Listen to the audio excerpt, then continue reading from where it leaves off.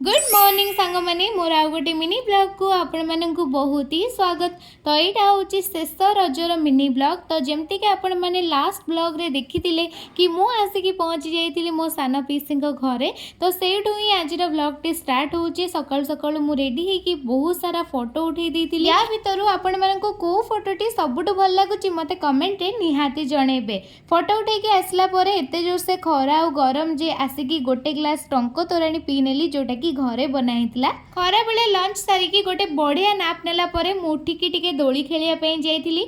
आ आज तो पूरा मु मन भरिकी दोली खेली कहीं जदि आपण माने मोर पूर्व व्लॉग देखिथिबे ताले आपण माने जानि चंदी कि मु 2 दिन हैला किछि भी ठीक से दोली खेली पार नथिली। तापरे मु आ किछि व्लॉग बनै नथिली एंड राति रे सोइला बेलकु ना रूम रे गोटे असरबा पसि जाइतला आ तापरे एई सिचुएशन सब चली गोटे बसी समोसे